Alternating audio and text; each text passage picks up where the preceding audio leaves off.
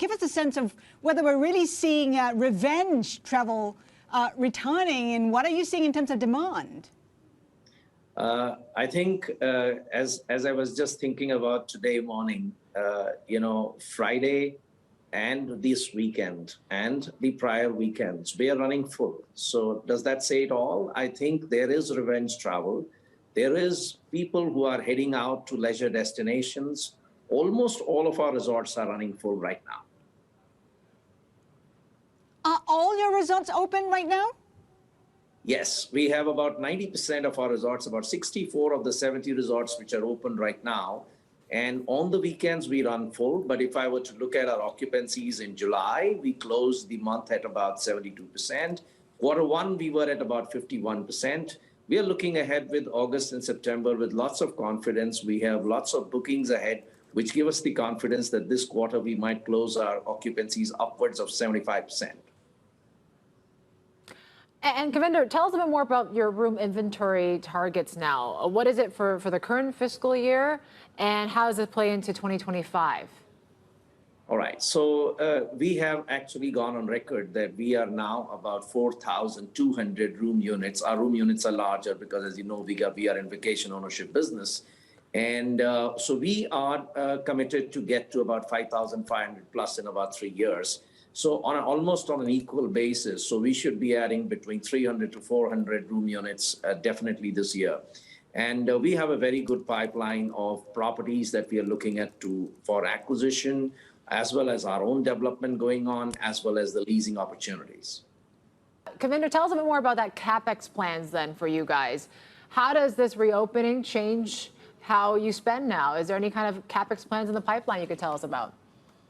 Yeah, actually, even during the pandemic, we have been investing into building new resorts. So we believe that, over a period of time, we will definitely be able to see pandemic waning. And in any case, we are learning to live with it. And as I told you, that we are seeing very, very high occupancies. So our business plans are centered around the fact that the leisure is going to grow. And we have planned to add, as I mentioned to you, take our room count from 4,200 to about 5,500 plus. And therefore, we are looking at least $150 million US dollars kind of investment playing out in the next 2 to 3 years for us to be able to add that kind of room inventory, whether through acquisitions or through our own development. Kavinder, because of the pandemic, you delayed plans for your property management business. What's the update on that? Okay, here again, there is a good news because that property management business is about being asset-right business.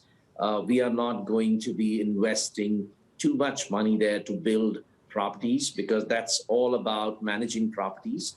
So therefore, that plan is moving ahead. We are looking at adding upscale properties and leisure destinations. And the idea, I think I haven't mentioned earlier, but I would like to share here, is that, when we manage properties and leisure destinations, we have obviously a right to win because we are the largest leisure hospitality provider in India. And if I were to look at our vacation ownership member base, which includes the Finnish member base, as you know, we have a company in Finland. Our member base is upwards of 300,000, so we are probably the largest vacation ownership provider in terms of member base outside of North America.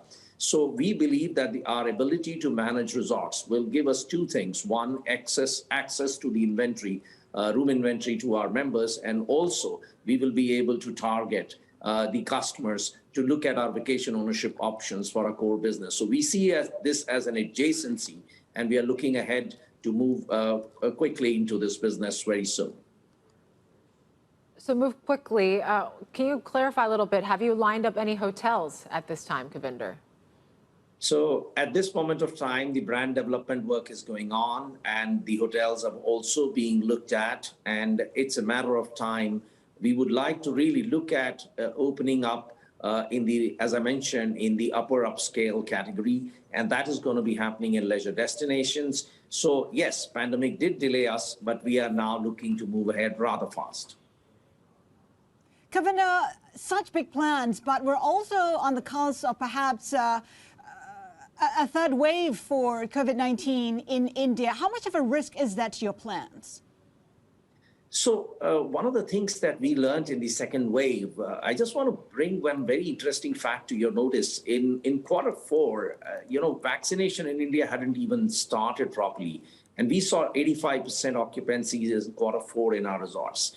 Now, here is the thing that in the April, May, June quarter, while the second wave did dent our, let's say the recovery because we were doing very well in Q4, but we recovered very, very quickly from mid-June onwards. And I mentioned in July as already that we are hitting 72% kind of occupancies. So which means what? We've learned to deal with this, wave, which is, the second wave was quite devastating. My belief is the third wave, if it all happens, won't be as devastating. And more importantly, we have learned to ramp up and ramp down our operations. And therefore, I believe that we will be able to deal with third wave as and when it happens.